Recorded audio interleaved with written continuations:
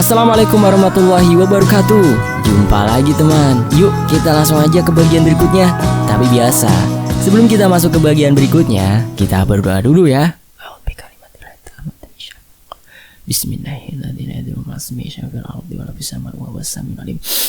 Allahumma sholli ala sayyidina Muhammad sallallahu alaihi wasallam. Oke teman-teman, kita masuk ke ceritanya.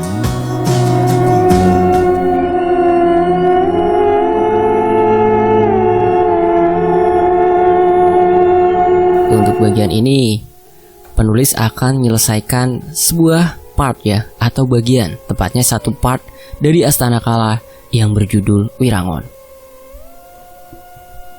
Wirangon ini sebenarnya sejenis ular yang memiliki sifat licik dan sering bersembunyi di tempat-tempat yang lembab. Namun, penulis jadikan perumpamaan kepada pendatang yang memiliki kelicikan. Bahkan, para keluarga kewan pun masuk ke dalam perangkat kelompok pendatang yang disebut dengan Wirangon. Ciri-ciri mereka sangat signifikan dan mudah dikenali, namun sulit untuk ditebak karena pintar memutar fakta. Wirangon adalah merupakan sejenis ular yang hidup di dataran rendah, sawah, ataupun sekitar sungai. Ketika Dian telah diusir dari rumah, banyak kejadian janggal yang menimpa rumah para harja.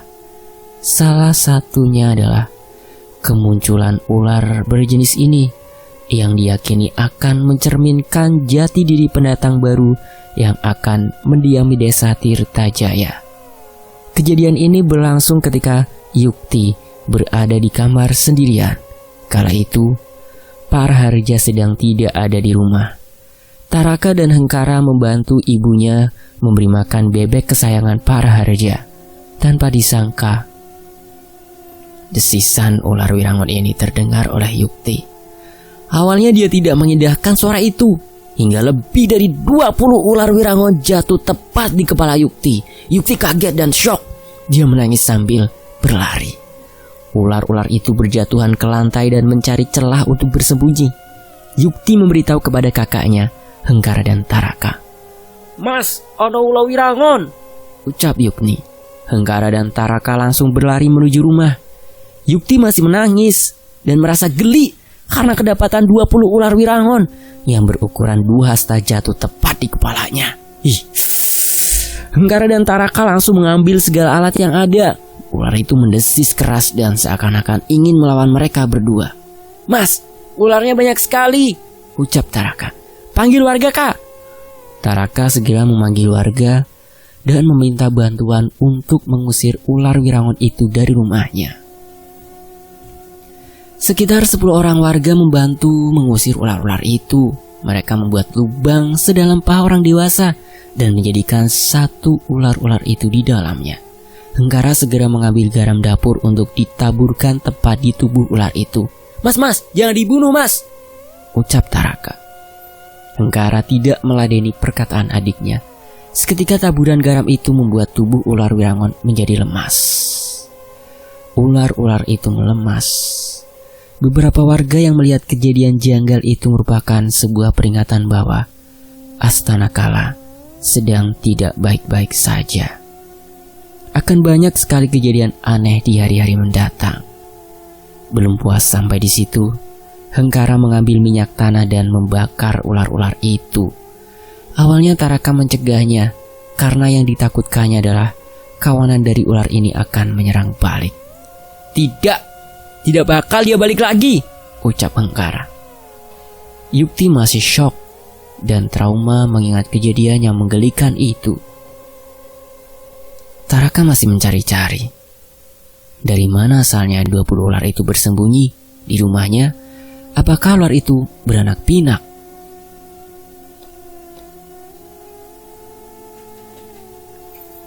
Beberapa jam kemudian, para harja datang. Para harja mencium bau daging terbakar yang kurang sedap untuk dihirup.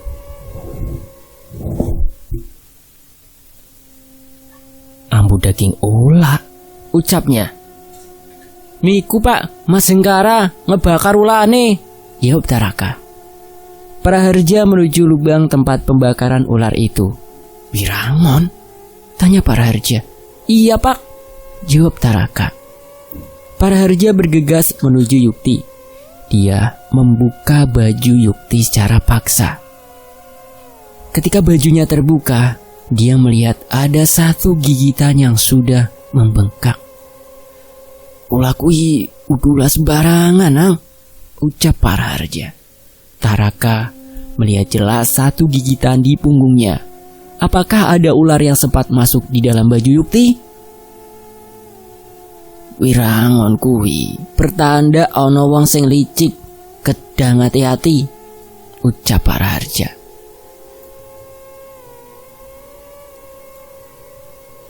Praharja mengambil daun sirih dari depan rumahnya. Dia menggerus daun itu hingga halus dan menempelkan di tempat yang tergigit. Praharja percaya bahwa keluarganya sedang ditimpa ujian. Yang dia harus lakukan adalah waspada dan berjaga-jaga. Dihian yang tidak lagi bersama dengannya memungkinkan keluarga ini bisa diserang dari arah yang tidak terduga-duga. Hidup di tanah Astana Kala menjadikannya manusia yang harus banyak bersabar ketika berhadapan dengan berbagai macam permasalahan. Taraka, jika ada 3 pendatang yang kau temui, jangan pernah menatap matanya, karena mereka adalah bagian dari kerajaan Wirangon yang menjelma sebagai manusia untuk melaksanakan lelayu. Jangan kau tatap matanya, ucap Praharja. Taraka mengangguk paham. Yukti bersama dengan ibunya sedang berada di kamar. Praharja sangat cemas jika lelayu akan menimpa pada salah satu keluarganya. Pak, lelayu itu apa? Tanya Taraka. Kau akan tahu sendiri nak. Yang penting jangan sampai kau tatap mata para pendatang yang memiliki pakaian aneh, ucap Praharja. Kapan dia akan datang Pak? Tanya Taraka. Sesuai dengan jumlah ular yang bergerombol menyerang Yukti, mereka datang tepat pukul 20. Mereka akan menyusuri desa dan menawarkan sesuatu. Bagi yang menerimanya, dia akan mendapatkan lelayu, ucap Praharja. Taraka masih bingung dengan penjelasan ayahnya. Mengapa tanah ini begitu aneh? Berawal dari keluarga Kewan, lalu orang-orang dari kerajaan Wirangon, lelayu, apalagi yang akan datang menemui keluarga ini. Tepat pukul 20, ada 3 orang berjubah putih menawarkan sebuah minyak aneh yang disarungkan kain hitam. Minyak itu dibagi-bagikannya secara gratis pada warga. Di antara yang menerimanya adalah Pak Krismojo dan Bu Sirna, keluarga Kewan. Apakah ini gratis? Tanya Pak Krismojo. Pria berjubah putih itu hanya terdiam.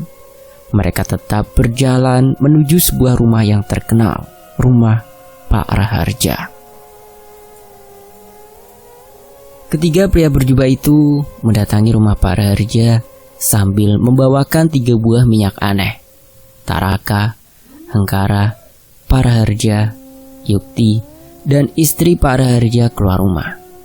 Pak Praharja tahu mereka berasal dari keluarga Wirangon yang bertujuan untuk memberikan kabar lelayu.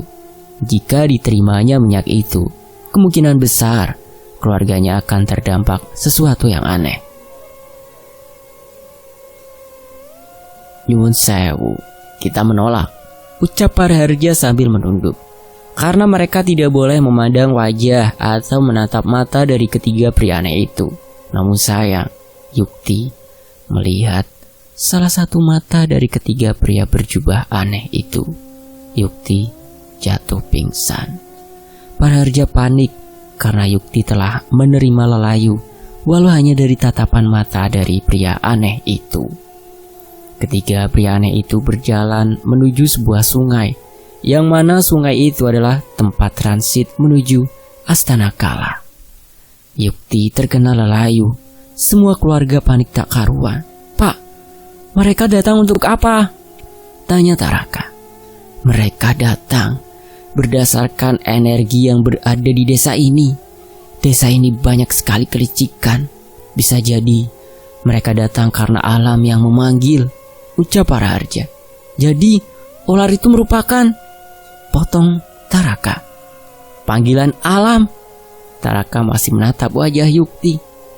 Dia harus menerima lelayu dan kencatan kabar buruk yang akan diterimanya. Wong sing licik bakal ngalami rasa nyeri persis carane dheweke ngrusak wong kang bengi, ucap Paraharja. Nasihat dari ayahnya membuka pemikiran baru Taraka akan kehidupan bahwa banyak sekali orang yang licik untuk melaksanakan ambisinya. "Ah!" teriak Yukti. "Lelayu wes mulai," ucap Paraharja.